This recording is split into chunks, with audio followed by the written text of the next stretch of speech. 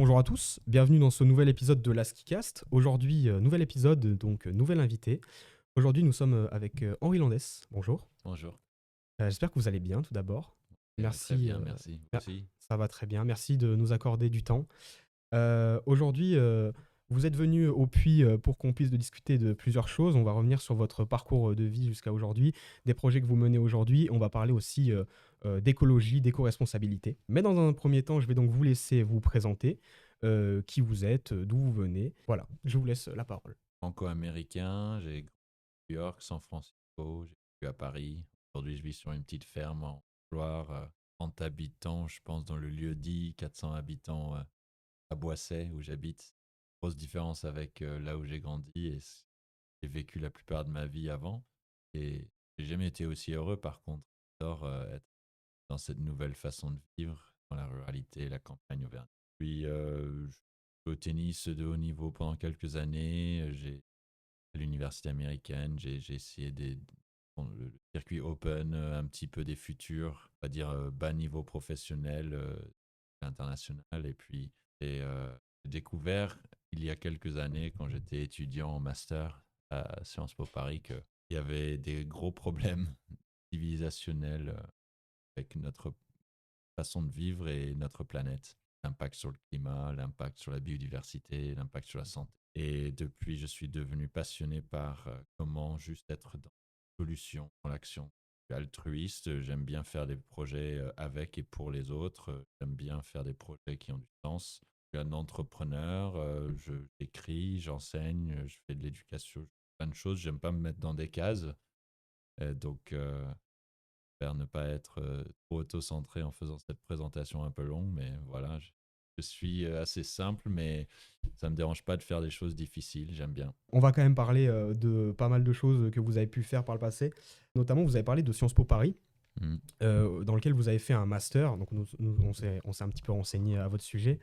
Vous avez fait un master à Sciences Po Paris de 2010 à 2012. Et en 2013, vous êtes devenu professeur, Mm. si je ne me trompe pas. Oui, disons que professeur, c'est un gros mot parce que j'ai pas fait de doctorat. J'avais commencé une thèse doctorale. Je suis un enseignant vacataire de statut, mais c'est vrai que ça fait quand même 13 ans presque, ou non, excusez-moi, 10 ans ou 11 ans, je sais plus. Je vieillis peut-être vite ou pas vite, je sais pas. Ça fait une petite décennie que j'enseigne à Sciences Po Paris, un petit peu à HEC Paris. C'est vrai qu'entre le moment où j'ai fini le master en 2012 et le moment où je commence à enseigner en 2013, il n'y a pas beaucoup de temps, c'est vrai. Donc ça, j'étais fier de ça, mais c'est vrai que je dirais pas que je suis professeur parce que, surtout à l'IUT ici, je vais pas manquer de respect de tout le parcours qui est celui d'un professeur justement qui a fait une thèse doctorale, qui a un parcours académique. En revanche, j'ai travaillé dans le monde académique avec un pied dedans depuis un bon moment et j'ai beaucoup de respect et d'admiration pour ceux qui dédient leur carrière à l'enseignement supérieur, la recherche. J'en ai fait un petit peu. Et dans la famille, il y a plusieurs professeurs, ma mère, mon oncle. Donc j'aime bien ce monde-là, j'aime beaucoup les étudiants, j'apprends beaucoup grâce à l'enseignement supérieur. Ouais. Sur cette période, donc 2010-2012, où vous étiez en master, on a remarqué plusieurs choses. Notamment, vous avez participé à la création de l'association Climates. Hmm. Est-ce que vous pouvez nous en parler un petit peu? Qu'est-ce que Ouais. c'est? En quoi ça consiste? Ouais, on a créé Climates juste après une expérience pédagogique pour 200 étudiants dans lequel j'avais un rôle de leadership presque par accident. J'ai saisi l'opportunité, mais c'était, euh, on a fait une simulation de négociation de la conférence des parties des Nations Unies sur le climat, c'est-à-dire des COP. Et on a fait une simulation de négociation de la COP 15 à Copenhague, qui était manière très classique, on va dire, parce qu'il y a des nuances et tout, mais c'était un échec. C'était un bouleversement dans le monde écologiste de l'époque, en 2009, où ils arrivent à Copenhague, les négociateurs, les ONG, les chefs d'État, avec une attente immense de préserver le climat et de trouver la solution. Quelques années avant avait été vraiment vulgarisé le problème du changement climatique et sensibilisé au plus haut niveau jusqu'à ce moment-là. La sortie du film de Al Gore sur Une vérité qui dérange, le prix Nobel de la paix pour le GIEC, euh, présidé d'ailleurs par un Français, Jean Jouzel. Et il y avait énormément d'attentes. C'était un échec, ces négociations de Copenhague, dans le sens où ils n'avaient pas trouvé un accord entre les pays du Nord, les pays du Sud, sur comment on limite nos émissions de gaz à effet de serre. Et donc, ça avait été un moment, mais c'est un point noir de l'histoire, de l'engagement des associations, des experts, des militants pour l'écologie. Et Sciences Po, avec le laboratoire de recherche de l'IDRI, l'Institut du développement durable et des relations internationales, avait créé un jeu de rôle pour des étudiants. Ils nous avaient mis en scène où on devait jouer le rôle des chefs d'État, des ministres, des représentants, des négociateurs, des ONG, etc.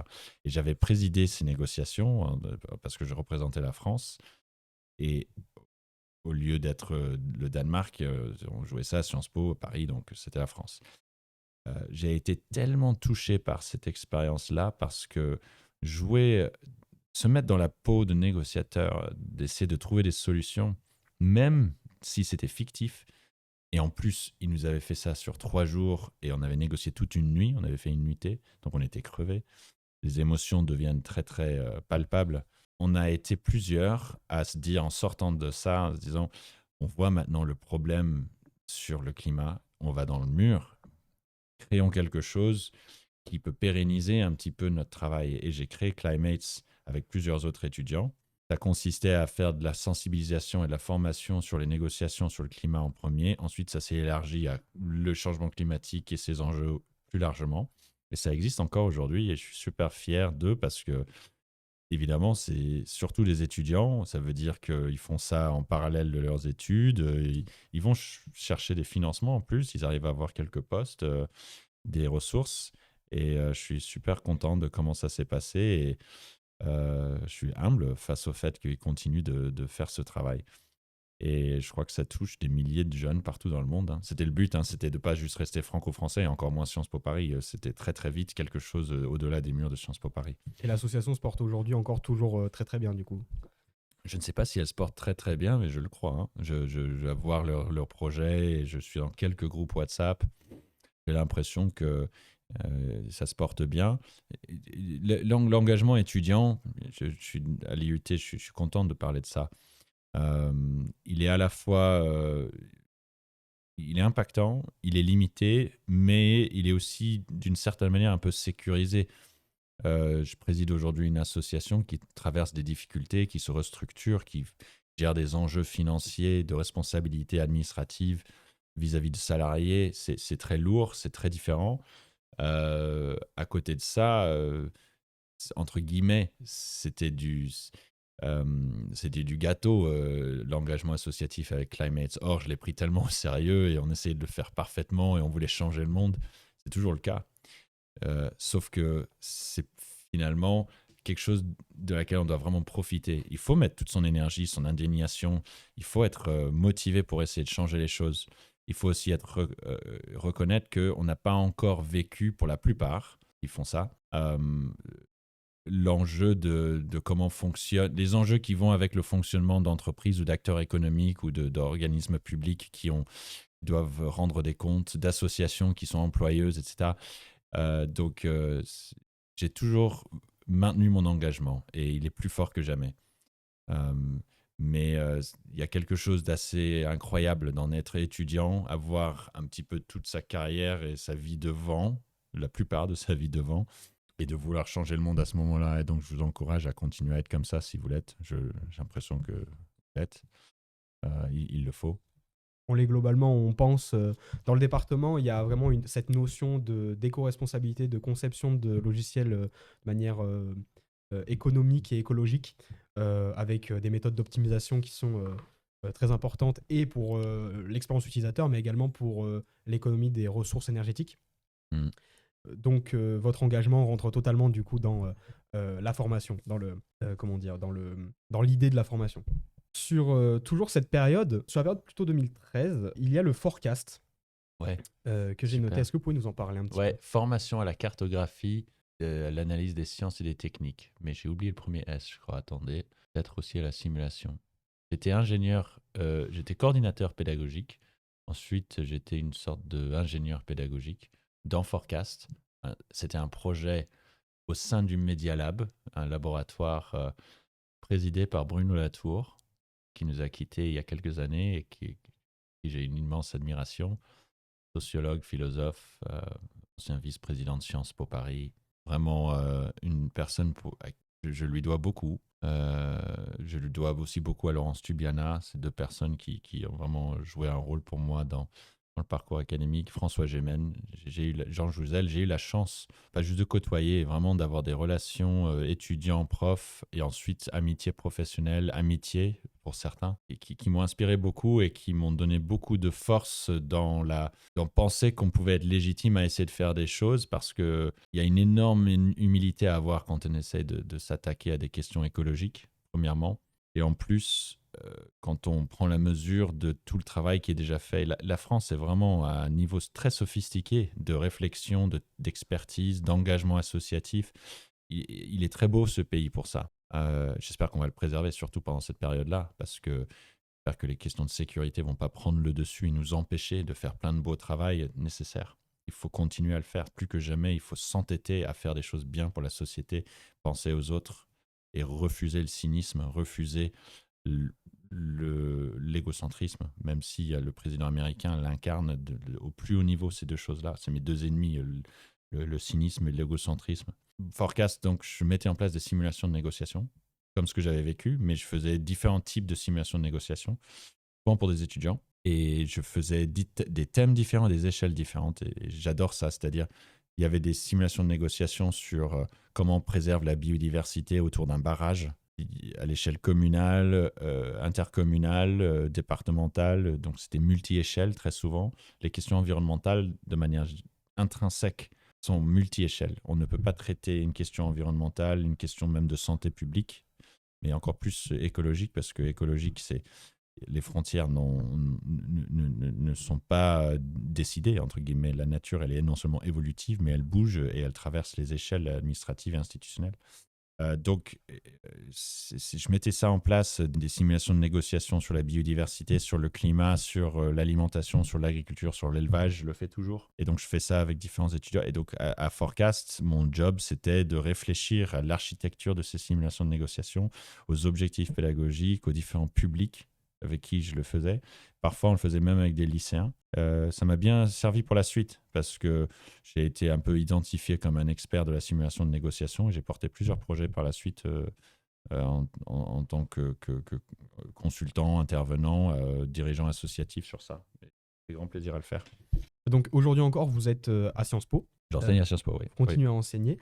Et en parallèle de ça, vous faites énormément de choses. On a trouvé sur vous que vous avez écrit notamment, vous avez coécrit un livre en 2015, puis vous en avez écrit 3 autres. Qu'est-ce que ça fait d'écrire un livre pour quelqu'un qui n'en a jamais écrit, pour un étudiant qui, par exemple, voudrait se lancer dans la rédaction? J'aime écrire un livre parce que les raisons, c'est pas juste une seule.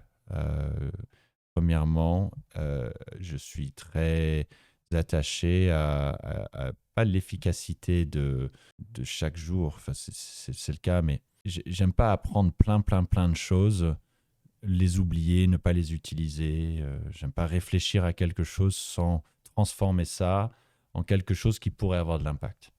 J'ai envie d'être impactant. J'ai envie j'ai 2 garçons maintenant, c'est encore plus fort ce ressenti, cette volonté. J'ai pas envie de savoir des choses, de savoir des bouts de choses et de ne pas les lier si c'est intéressant de les lier. J'aime réfléchir et ensuite transformer ça en quelque chose de concret. Est-ce qu'un livre est concret? Oui et non. Un livre sert à éclaircir, apporter des informations, essayer d'inspirer, émerveiller, donner envie, se positionner, refuter, critiquer, appeler. Donc ça peut devenir concret. C'est un outil pour aller vers du concret. Donc ça me motive énormément d'écrire un livre. Je ne suis pas un écrivain comme ceux qui écrivent des romans ou même des essais, mais qui vont dire, mais vraiment à juste titre, j'ai beaucoup de respect pour ça. Écrire, c'est un parcours individuel, émotionnel, qui est une fin en soi. C'est le cas pour moi, mais dans une moindre mesure. Je suis beaucoup plus dans écrire un livre parce que j'ai envie que les sujets que je traite et les messages, la réflexion qui se transforme ensuite en solution, parce que tous les livres que j'écris, ils sont soit à la fin, soit ils irriguent le livre. C'est des solutions que je trouve on devrait faire, mettre en place. C'est plus fort cette raison-là. Et qu'est-ce que ça fait d'écrire un livre? Comment je suis très pragmatique et j'ai appris à mettre de la pression sur moi-même sur certaines choses et pas d'autres. Moi, je peux m'asseoir et juste écrire et je me fiche de est-ce que c'est extrêmement bien écrit tout de suite. Je me mets pas la pression comme ça. Je le faisais en tant qu'étudiant. On est face à la page blanche, on a le truc à rendre le lendemain. Mais maintenant, puisque j'ai tellement de choses à faire et que je suis papa, que je dois payer notre ferme, que je dois faire des choses où si je bosse pas, en plus je suis mon propre patron, comme on dit, j'aime pas le mot patron, mais ça veut dire que je relativise énormément. Écrire le livre, c'est cerise sur le gâteau pour moi. Donc je vais pas me mettre une pression d'avancer, etc. Je me donne des objectifs, j'avance, je reviens dessus. Je veux que ce soit le mieux écrit possible. Mais il y a plusieurs façons de faire. Et moi, c'est ma façon de faire. Je prends plaisir à réfléchir au sujet, à écrire ce que je pense, essayer d'être le plus éloquent possible, mais d'être moi-même. Et mon oncle, il m'avait dit, si tu ne dirais pas cette phrase, tu ne devrais pas l'écrire. Et je trouvais ça bizarre. Je me suis dit, c'est contre-intuitif. L'écriture, c'est beaucoup plus éloquent que l'oral, etc. Il a dit, non, non, applique-le, tu vas voir. Et j'ai réalisé que j'ai appliqué ça et quand même, on revient dessus et on rend chaque phrase plus éloquente et tout ça. J'ai un copain qui s'appelle Guillaume, que j'aime beaucoup, Guillaume Gonin. Il écrit vraiment très, très bien. Lui, il a une prose fabuleuse. Et lui, je pense que l'écriture est une fin en soi pour lui et je trouve ça super. Et il est dans une autre démarche et c'est extrêmement utile aussi parce que lui, il écrit des livres qui, à mon avis, vont impacter de manière différente tout un pan de la société différente que moi. Moi, je trouve que mes livres, justement, sont plutôt écrits pour des étudiants qui doivent apprendre des sujets, qui veulent trouver des auteurs qui sont engagés, se positionner. Je ne pense pas que les personnes qui ont du temps libre, qui veulent se divertir par la lecture, lisent mes livres à moi. Mais bon, si c'est le cas, tant mieux. Vos livres, donc, ils ont un intérêt pédagogique, vous direz plutôt. Oui, et politique au sens noble du terme. Pas politicien, hein. C'est-à-dire Oui. que je trouve justement que j'essaie d'écrire des choses qui parleraient au Parti socialiste, Renaissance, LR. Malheureusement, j'ai déjà vu, j'étais dans des débats où une personne en plateau était d'accord avec moi du Rassemblement national sur un sujet. C'est toujours un petit peu bizarre, mais je ne suis pas non plus catégorique.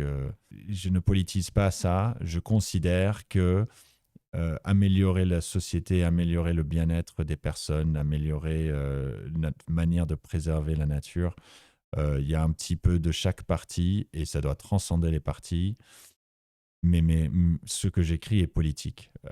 Je n'accepte pas et je n'aime pas les problèmes dans la société. Et donc, le livre est juste un des autres projets que j'essaye de mener pour contribuer à modifier ça.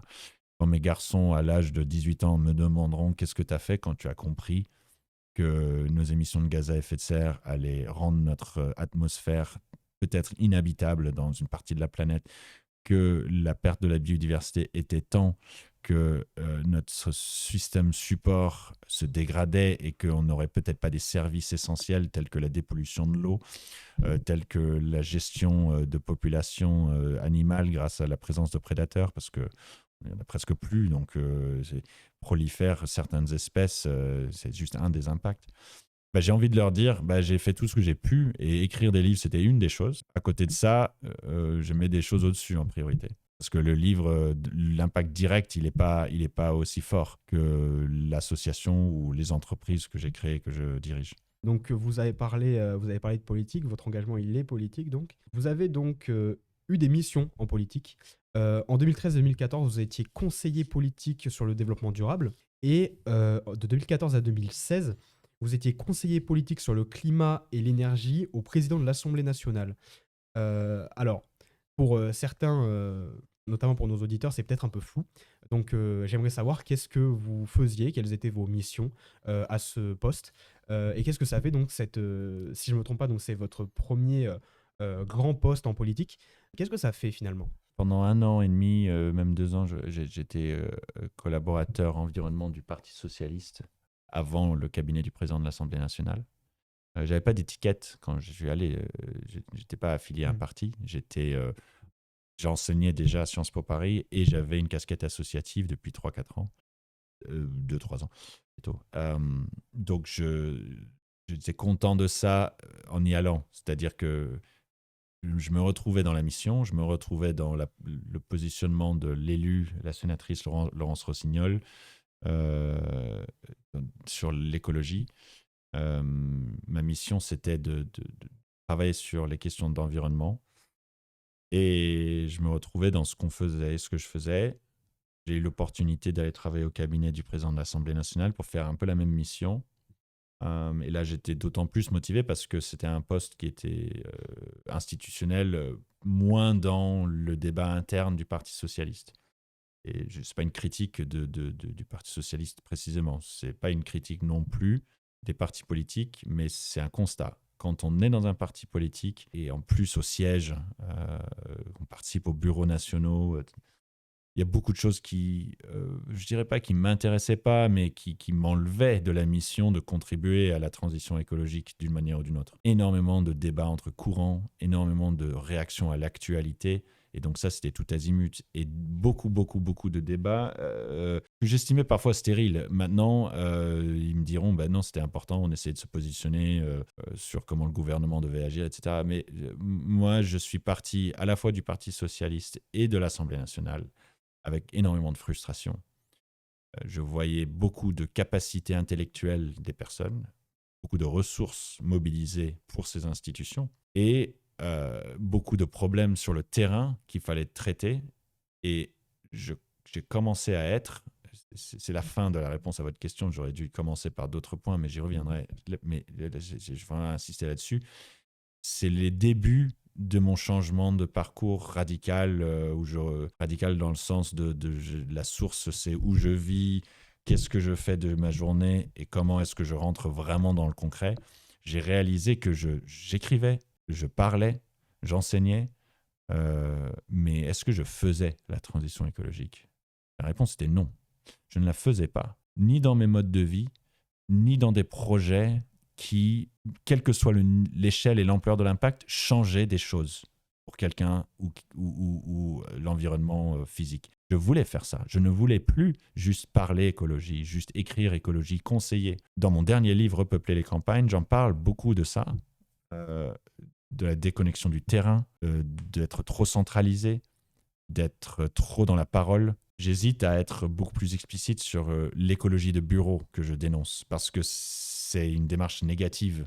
J'essaye d'être dans le positif et dire allez-y vers la nature concrètement. Allez-y dans l'engagement et l'action concrète.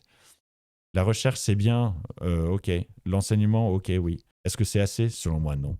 Encore moins le conseil, les débats politiques, surtout en plateau. Ça m'avait frustré. Je voyais défiler tous les jours des ministres, des élus sur le plateau. Au moins la moitié de leur objectif, c'était d'être présents, d'être visibles eux-mêmes, de cultiver leur rôle dans la société médiatique. Au moins la moitié, sinon beaucoup plus de l'objectif, c'était ça. Et à côté, il y avait rentrer dans des rapports de force, essayer d'influencer l'opinion, ainsi d'influencer le positionnement du parti et donc des politiques publiques. Donc je ne suis pas en train de jeter tout dans ce qu'ils faisaient. C'est juste, je voyais tellement des déséquilibres du quotidien de ces personnes et à leur décharge, on leur demande de faire des choses pas très possibles, véritablement un peu impossibles.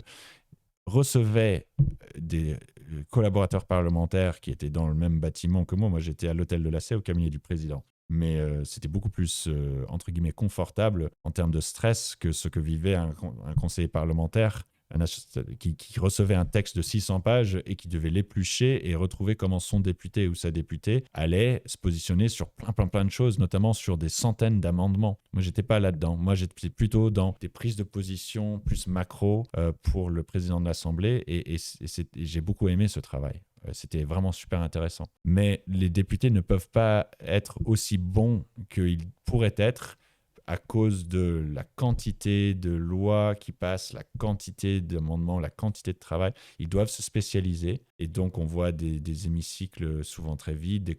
C'est bien comme organisation, mais c'est dans une vitesse. Rajoutons à ça le fait qu'ils aillent dans les médias. Et quand ils vont dans les médias, c'est pareil, c'est effréné comme rythme. Sort de cela, malheureusement, énormément de pertes de qualité de traitement des enjeux sociétaux à l'échelle collective.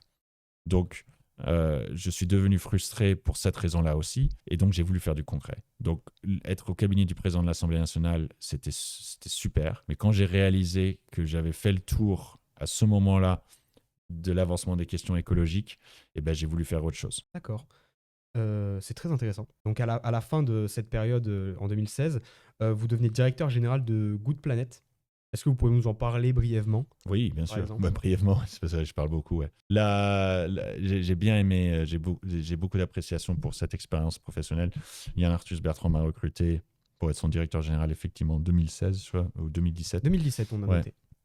Et j'ai acquis énormément de compétences en peu de temps parce que tout d'un coup, 30 salariés, 5-6 millions de budget, des projets partout dans le monde, un domaine à gérer physique dans le bois de Boulogne, au domaine de Longchamp. Un très bon communicant, quelqu'un de très exigeant, très engagé, fait beaucoup de choses. Yann Arthus Bertrand est il fait énormément de projets.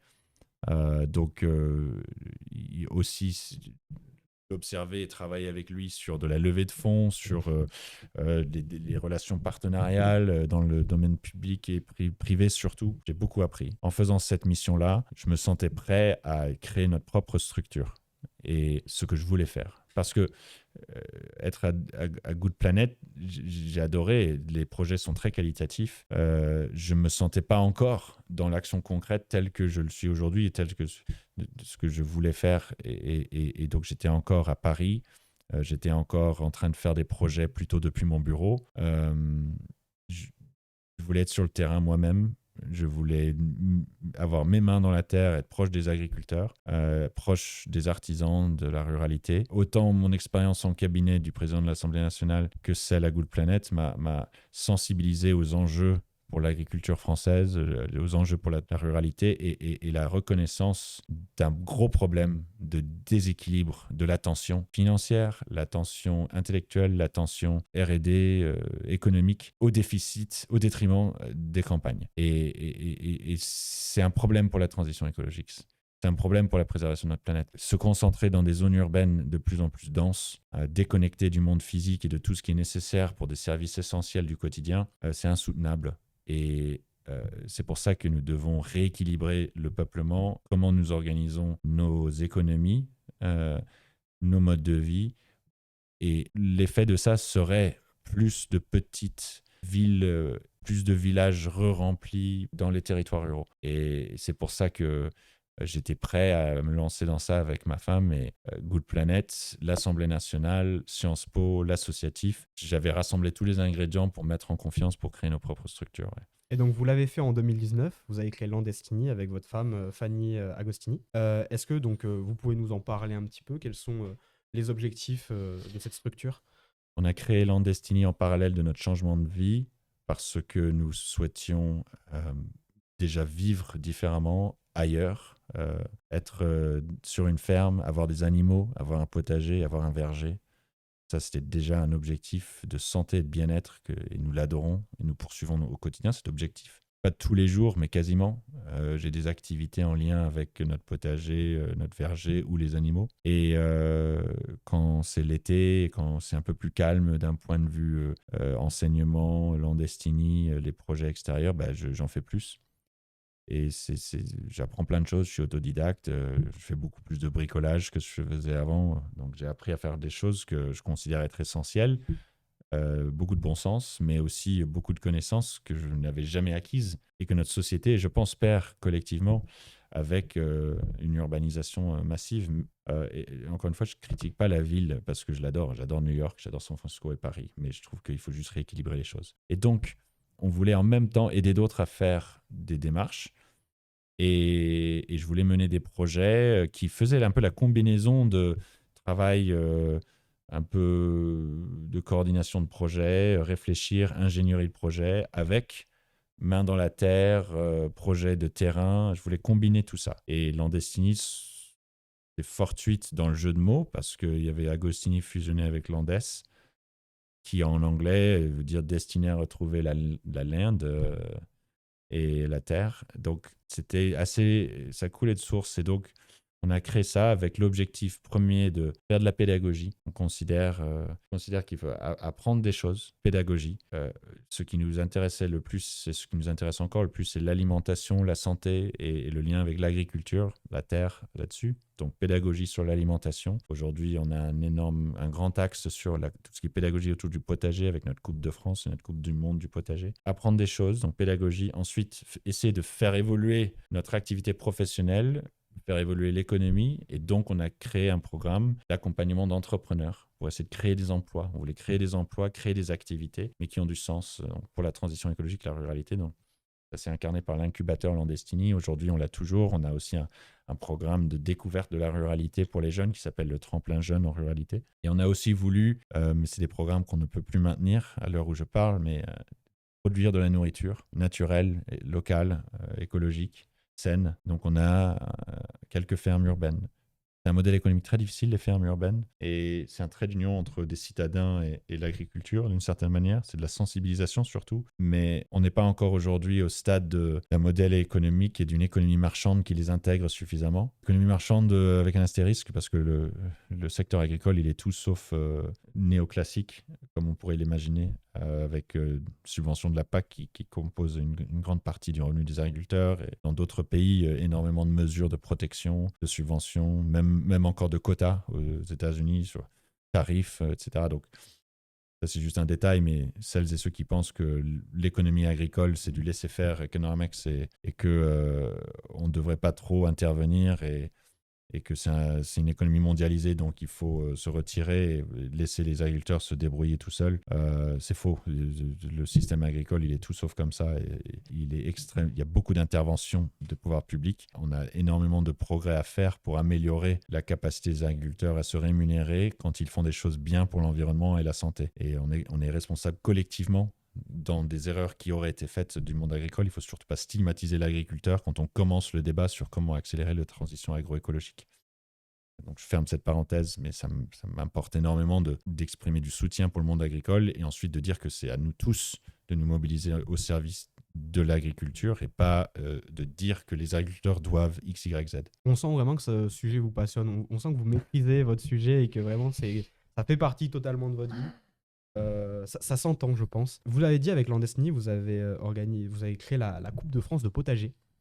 Est-ce que vous pouvez nous en parler un peu plus dans le sens en quoi ça consiste, quels sont les critères pour participer, pour gagner? Le potager est un des outils, je trouve, de pédagogie et de mobilisation pour l'action les plus accessibles, peu coûteux, simples et inspirants. Parce que on voit pousser des légumes beaucoup plus vite que ce qu'on imagine. On n'a pas besoin d'être expert, contrairement à ce que nous pensons. On a peur en commençant, on pense qu'on va faire plein de bêtises, on ne sait pas où commander. Et en fait, si je peux le faire, tout le monde peut le faire. Parce que moi, j'étais tellement loin de ça en commençant. Et j'ai appris tard, j'avais plus de 32 ans déjà. Et on sait aussi que les établissements scolaires cherchent des moyens d'enseigner autrement, des choses qui ne sont pas trop compliquées à intégrer dans les programmes parce que Dieu sait que les profs travaillent beaucoup et ont beaucoup de pression sur leurs épaules. Et donc, on a voulu créer quelque chose qui motivait l'action et qui apportait des connaissances. Je suis un sportif, plus maintenant, mais je l'étais, dans l'âme en tout cas. Je suis un compétiteur, j'adore fixer des objectifs, j'adore la coopération et la bienveillance. On combine tout ça dans l'architecture de la Coupe de France et la Coupe du Monde du potager que j'ai créée avec Landestini. C'est-à-dire qu'il faut faire des choses importantes pour soi et pour nous. Le concours, c'est une carotte en plus. C'est un jeu de mots, le cas de le dire. Mais il ne faut pas non plus prendre trop au sérieux l'aspect concours. Parce qu'en plus, ils sont des centaines d'établissements scolaires à participer dans toute la France. Donc, on ne va pas récompenser tout le monde. Il faut se dire qu'on est tous gagnants juste en participant et en mettant les mains dans la terre. Je dis ça alors que chaque année, il y a quelques frustrations, évidemment, mais la plupart avec qui on échange, ils adorent ça. Ça leur donne envie de créer un potager. S'ils avaient un potager qui était un peu dormant, le concours, c'est une raison de réanimer le projet. Nous, on donne tout au long du concours des astuces. On lance des petits défis, on échange un peu sur WhatsApp, sur Facebook, on fait des visios pour apporter des connaissances, répondre à des questions. Quand on a une coupe locale en parallèle, comme le système sport, football, rugby, etc., une collectivité territoriale qui veut organiser sa coupe locale en parallèle de la coupe nationale et mondiale, et ben on fait aussi des animations en présentiel. Hier, j'étais à Lille pour une animation dans un lycée, parce qu'on a la Coupe de France ou la Coupe du potager des Hauts-de-France en parallèle de la Coupe de France du potager. Et à la fin, un jury évalue des dossiers que les équipes remettent avec photos, explications, réponses à plein de questions. Les questions sont pédagogiques, c'est-à-dire que les questions permettent aussi d'apprendre des choses grâce à la démarche nécessaire pour y répondre. Donc, c'est une expérience pédagogique et une animation qui, je pense, est très riche pour les participants. Ça nous donne beaucoup de travail, demande beaucoup de travail d'animation et de coordination, mais on a vraiment l'impression de faire quelque chose de très concret parce que là, c'est l'émergence de légumes partout en France, de petits espaces verts partout en France, de végétalisation des écoles, des cours d'école. Et Dieu sait que c'est nécessaire parce que des cours d'école qui n'ont pas d'espace vert, pas de végétal, déjà, c'est un peu triste, du point de vue esthétique. Il y en a encore plein. Deuxièmement, c'est même pas très agréable et confortable parce que je me souviendrai toujours, on avait parlé de bobologie. Quand on tombe sur du béton, ils se font mal, hein, les petits, parfois, même les grands. Mais donc, c'est même pas très adapté, je trouve. C'est agressif. Troisièmement, ça n'absorbe pas la chaleur, ça la réfléchit. S'il n'y a que du béton, s'il n'y a pas de la nature, la naturalité plutôt, le végétal, ça absorbe la chaleur. Et donc, dans certaines régions, mais partout, mais certaines régions en particulier, c'est tellement chaud. C'est une question de santé publique d'avoir de l'ombre, d'avoir de l'absorption de forte chaleur, d'autant plus avec le changement climatique face au végétal. Et là, j'ai même pas parlé de l'impact direct sur comprendre mieux son alimentation, comprendre la biodiversité comestible, mais aussi la petite biodiversité de proximité, les hérissons, les oiseaux, les insectes, le sol, tout ce qui est dans le sol, comprendre l'eau, le climat, tout ça grâce au fait qu'on crée un potager de 4 à 10 ou même parfois c'est bien plus grand, mais mètres carrés. C'est formidable en fait l'impact. Et donc on change la vie, je trouve, de cet enfant pendant cette année-là, voire de manière pérenne. Et j'ai parlé à des mères qui étaient aussi des enseignants, il y en a un, qui avaient vu l'impact de l'éducation à l'environnement dans l'établissement scolaire et le fait de mettre des potagers dedans. Ils reconnaissent, ils lui avaient dit ça, j'ai deux mères qui ont dit la même chose, ils reconnaissent plus tard les adultes, citoyens, habitants de leur commune dans leur positionnement sur les questions d'environnement grâce à l'éducation au potager qui avait eu lieu dans leur parcours d'école primaire. Et si j'ai une recommandation à faire que je fais dans tous mes écrits, c'est que le potager devrait être une salle de classe presque au même niveau de priorité que la salle avec 4 murs. Et ça veut dire que je préférerais limite juste qu'ils s'asseyent dans le potager pour faire des maths ou qu'ils utilisent encore plus le potager pour faire des maths, mais à la limite juste que ce soit le lieu où ils se retrouvent pour des raisons de bien-être et de parcours citoyen des enfants et des enseignants et des parents, que nous continuions comme ça en se disant à chaque fois qu'il y a une crise ou des soucis qui sont de l'ordre de la sécurité, qui est très légitime, ou l'ordre de l'inclusion, de la réduction des inégalités, de la performance, toutes ces choses-là ne devraient pas repousser, écarter l'éducation à la nature et à l'alimentation et à la santé. Au contraire, plus ça va mal, plus on devrait faire ça. Parce que l'impact, il est immédiat, contrairement à ce qu'ils pensent. Et s'il faut mettre du potager au lieu de mettre des uniformes, eh ben on devrait mettre du potager. Merci pour ces précisions Je vous en prie. sur Landestini. J'invite donc les auditeurs qui pourraient être intéressés par ce projet à aller voir votre site internet. Je penserai normalement à le mettre en description. Il faudra me le rappeler si j'oublie. On va passer sur un autre point qui est un peu plus récent, qui date du 13 mars 2024. Vous avez eu l'occasion de discuter avec un ancien président des États-Unis, Barack Obama. J'aimerais donc que vous nous parliez un petit peu de dans quel contexte vous avez pu lui parler et est-ce que ça fait aussi de parler à un ancien président des États-Unis, ce qui est quand même à notre échelle en tant qu'étudiant au Puy-en-Velay, quelque chose qui nous semble complètement fou. C'était top. J'ai adoré. C'était un honneur, un plaisir, un privilège. Tous les superlatifs prochaient ce moment avec énormément d'excitation. Je ne sais pas pourquoi, j'étais très calme et à l'aise pendant l'interview. J'ai déjà fait des interviews et des interventions où je suis nerveux, je transpire des mains, etc. Ça, c'est passé maintenant. pour la plupart, mais il y a quand même des mots. Là, ça n'était pas le cas. Juste, je voulais vraiment bien faire l'intro parce que je me suis mis une petite pression. Je voulais faire l'intro comme quand il rentre dans un match de basket. Et donc, j'ai fait une intro à l'américaine d'un match de basket. Je fais ça parfois quand j'anime des événements, parce que ça, c'est une chose que je fais, c'est que j'anime des événements. Et je pense qu'il a apprécié. J'aurais juste aimé que son équipe valide l'usage, ils l'ont pas validé, l'usage de la musique des Chicago Bulls et l'entrée des Chicago Bulls, mais quand c'était l'époque de Michael Jordan, cette musique-là, elle est juste incroyable. Et donc, mais j'ai fait comme si j'étais un annonceur de match de basket parce que je savais qu'il allait apprécier ça parce qu'il adore le basket, il adore le sport. Il adore même les Warriors et Steph Curry et moi je suis un grand fan des Warriors. Donc là, Barack Obama était tout ce que j'imaginais, c'est-à-dire quelqu'un de très gentil déjà, qui fait ses devoirs et qui s'intéresse aux gens, que ce soit superficiel ou pas, je m'en fichais parce que c'est quoi la réalité? Le mec, combien de personnes il rencontre chaque jour? Combien de personnes veulent lui parler juste une demi-seconde? Enfin, donc on peut pas lui en vouloir si c'est pas 100% sincère, mais le mec, il m'a posé des questions sur ma vie. Il savait des choses sur moi avant de me parler, parce qu'il avait lu ses fiches correctement, alors qu'il pourrait venir, parler, partir. Enfin, on a parlé sport, on a parlé famille, on a parlé épouse, tout ça en 5-6 minutes avant de l'interviewer sur scène. Et je suis la personne de l'organisation qui lui a le plus parlé pour montrer à quel point c'est minuté de passer le temps avec lui. Euh, et sur scène, très, très intelligent, comme on peut l'imaginer. Après, ses positions sont révélatrices tout de même d'une limite de l'engagement de l'éco-responsabilité des Américains. Mais je le sentais déjà quand il était président, j'arrivais à aller, parce que j'ai beaucoup étudié ses politiques, je les enseigne, j'enseigne énormément son discours politique dans mes cours, je les compare avec celle de son successeur, malheureusement, je compare avec des responsables politiques français. Je m'intéresse énormément à la communication, mais aussi à la politique au sens du direct et de l'engagement, l'action concrète du terme. Et donc, je savais qu'il était frustré de ne pas pouvoir aller plus loin sur sa politique environnementale, comme sur beaucoup de ses politiques. Et je sais que le président américain n'a pas autant de pouvoir qu'on puisse l'imaginer au niveau interne.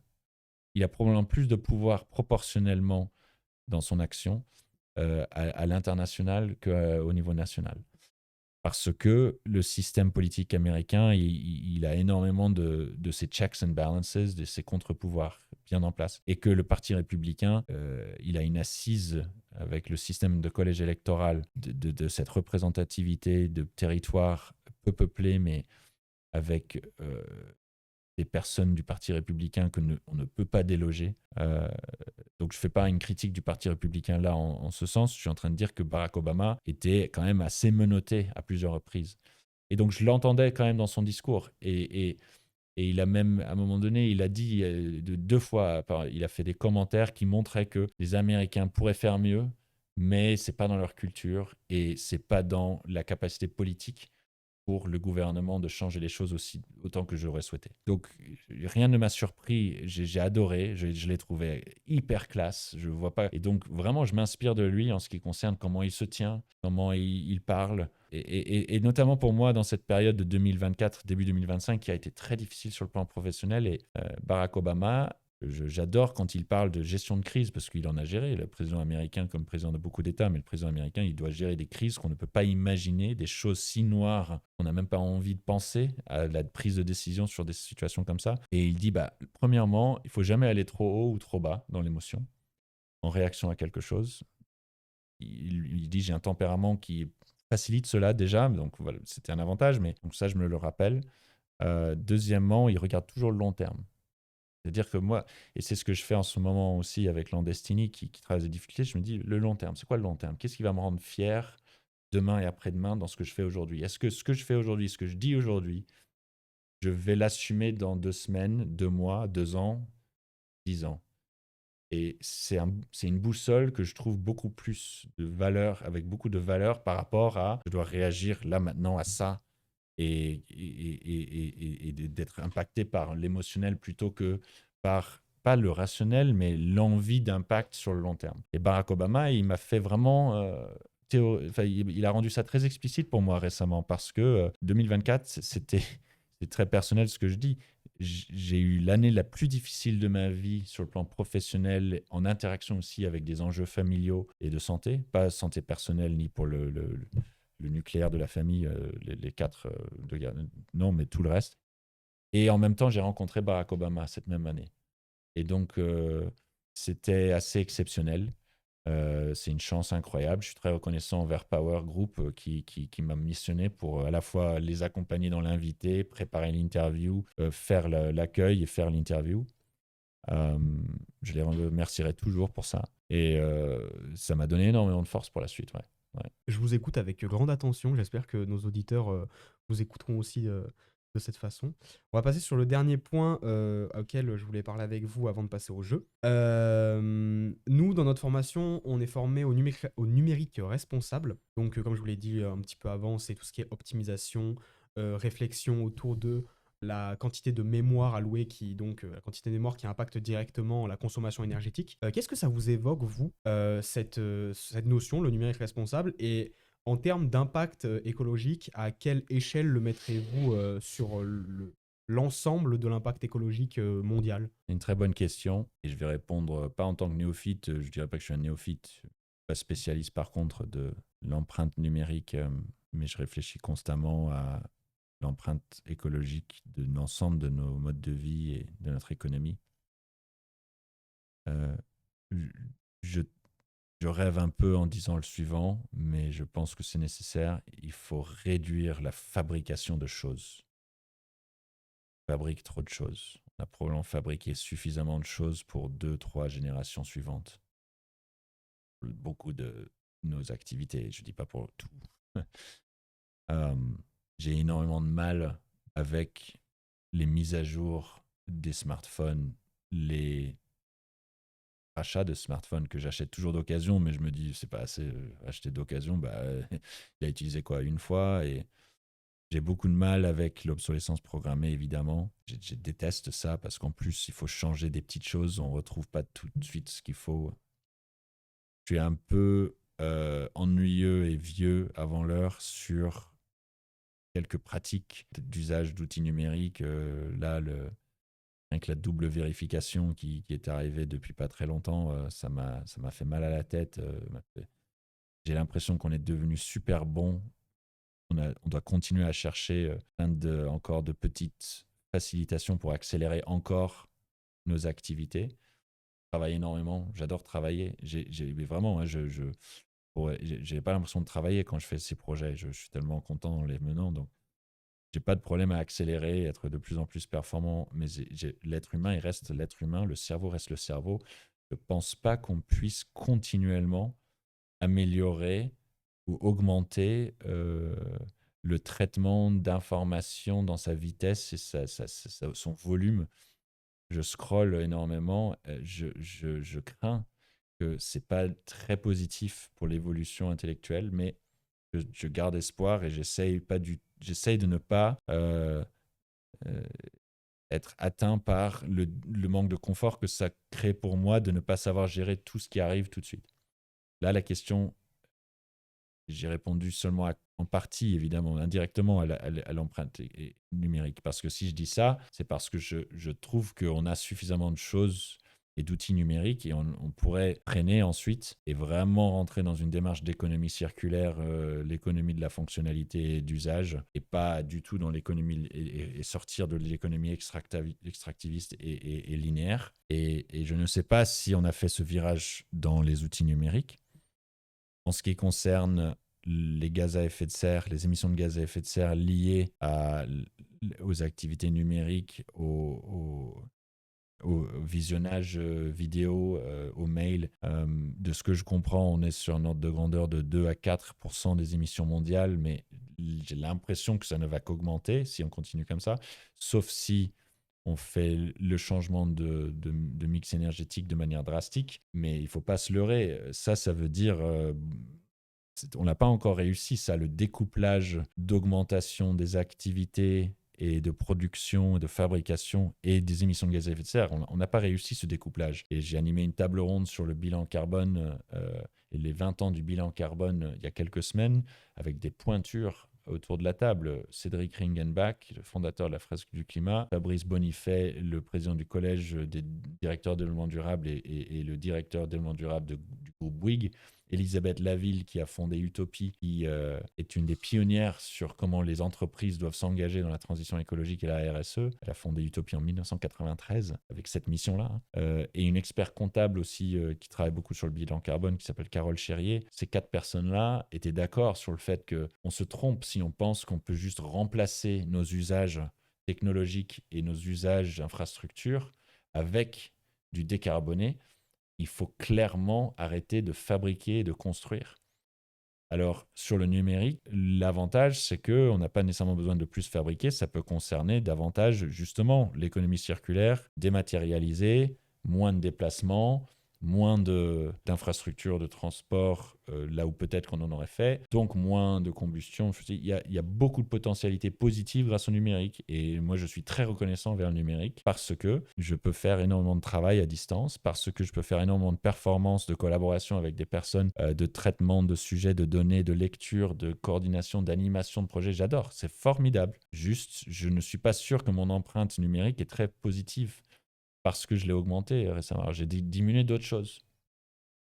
Donc, ce que je souhaiterais, c'est qu'on utilise des technologies pour comprendre notre empreinte écologique et qu'ensuite, on mette en place des pratiques qui probablement ne sont pas de la haute technologie, justement, pour améliorer notre empreinte. C'est un peu comme dans l'agriculture. Je pense qu'on peut utiliser de la haute technologie pour analyser les choses, pour comprendre mieux comment utiliser certaines pratiques. Peut-être encore avoir de la fabrication et un peu d'usage matériel de haut niveau, coûteux, etc. Mais globalement, les pratiques écologiques dans l'agriculture sont des choses assez naturelles. C'est des pratiques différentes de ses mains, pratiques différentes du nombre de personnes qui travaillent, la taille des fermes, quelle culture, rotation de culture, des haies, des bocages, des réductions justement des produits chimiques et des intrants, utiliser des amendements naturels, éventuellement des biofertilisants et des produits biocontrôle qui ne sont pas assez connus encore.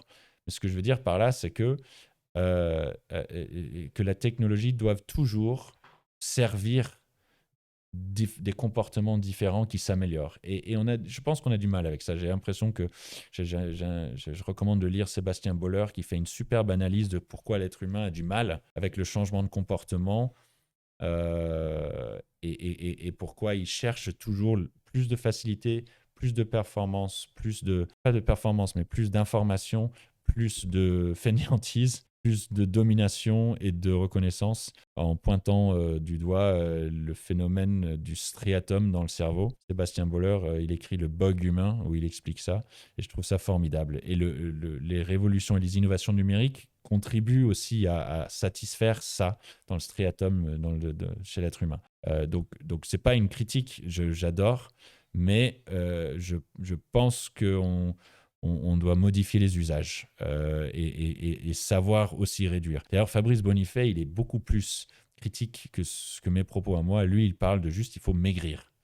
Il utilise cette image. On a des sociétés obèses en consommation de tout ce qui pollue et il faut maigrir. Et ça vient du directeur développement durable Bouygues, qui façonne la planète de béton partout. C'est assez révélateur. Je vais rien rajouter à votre explication, c'était très complet. J'invite aux auditeurs qui s'intéressent au sujet de lire les auteurs que vous avez cités.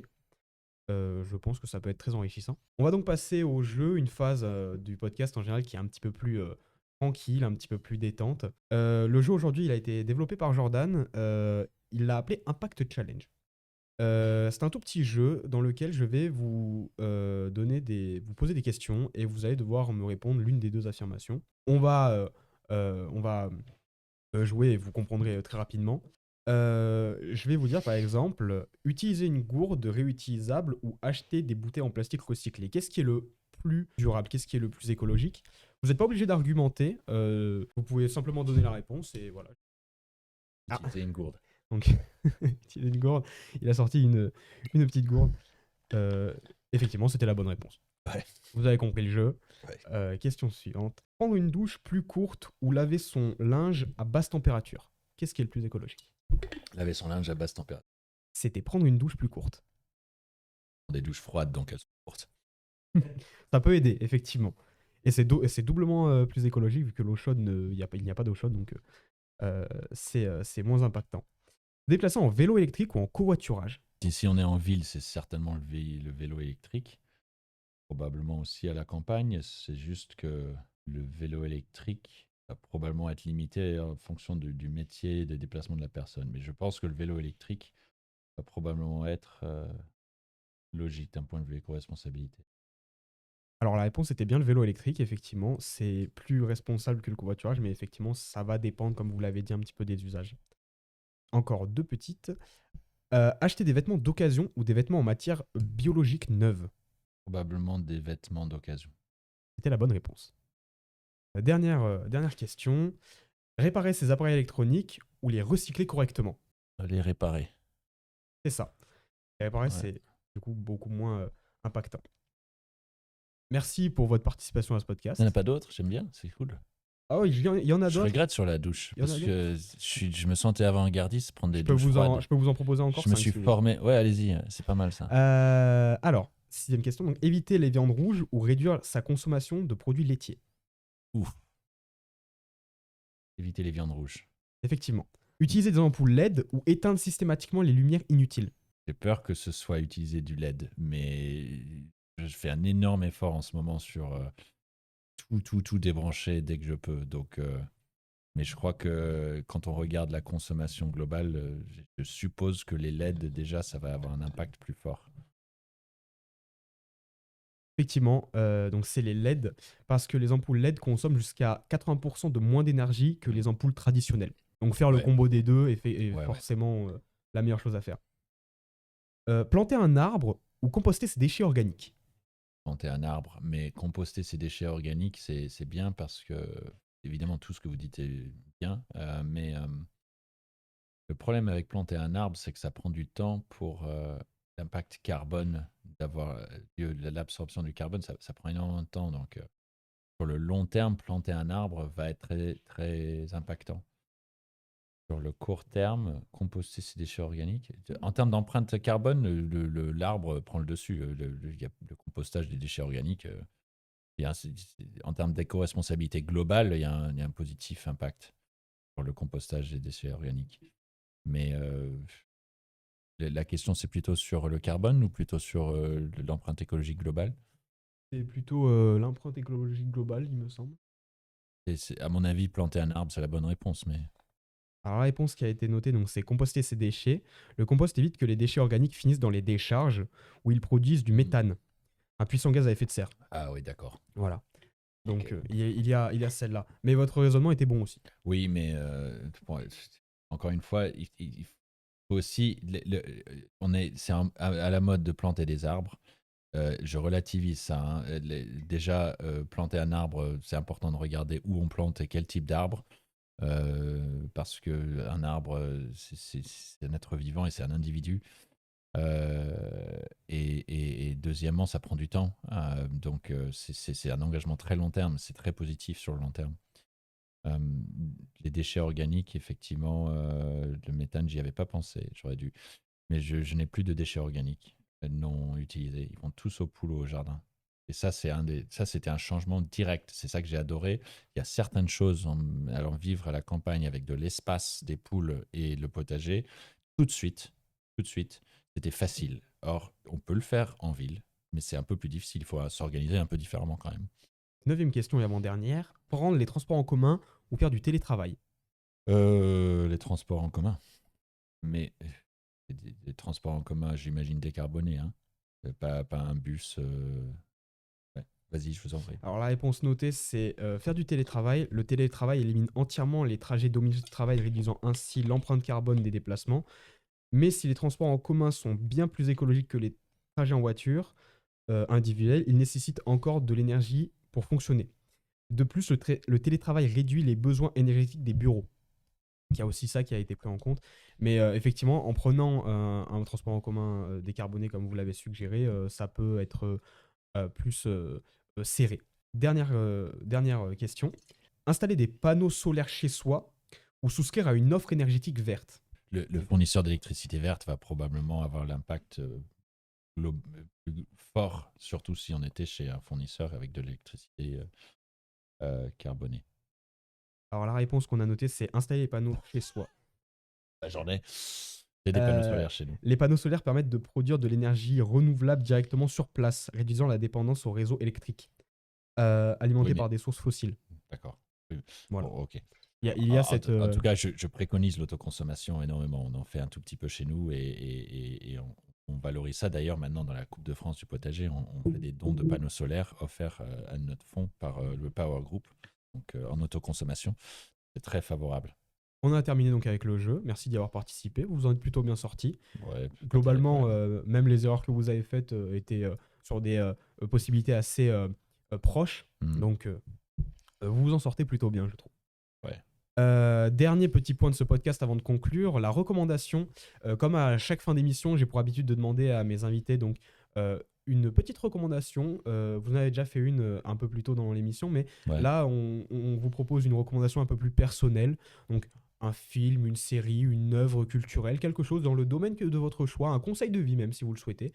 Peu importe, vous avez carte blanche. Hmm. Eh bien, je viens de voir un très joli film sur la force des femmes qui s'appelle La Tresse. J'ai adoré ça. Donc, vous pouvez regarder ça. Parce que c'est super le contraste entre la vie de trois femmes. Et c'est un très beau film et ça nous rappelle plein d'inégalités invisibles, pas juste entre les hommes et les femmes. Hein. On voit la société de caste en Inde, par exemple, qui a mis en lumière la chance que nous avons aussi dans certaines de notre société. Le fait d'avoir la paix aussi, et ça montre le lien entre des personnes de différents pays très éloignés. Donc ça n'a rien à voir avec l'éco-responsabilité. Mais ça me fait plaisir de mentionner ça parce que j'ai parlé que de ça pendant une petite heure avec vous. J'ai recommandé Sébastien Boller comme lecture. J'ai recommandé de faire un potager. Ça, je sais que vous allez créer un potager ici dès demain. Et donc, non, c'était un plaisir de vous rencontrer. Ouais, Bah, bravo. merci beaucoup. Merci de nous avoir offert de votre temps. J'espère que ça vous a plu. Tout à fait, absolument. Et Très bon podcast. merci beaucoup. Euh, pour nos auditeurs, on se retrouve donc le mois prochain pour le dernier podcast que je tournerai avant la passation. Je vous souhaite une très bonne journée, une très bonne soirée, et on se retrouve la prochaine fois. Au revoir. Au revoir.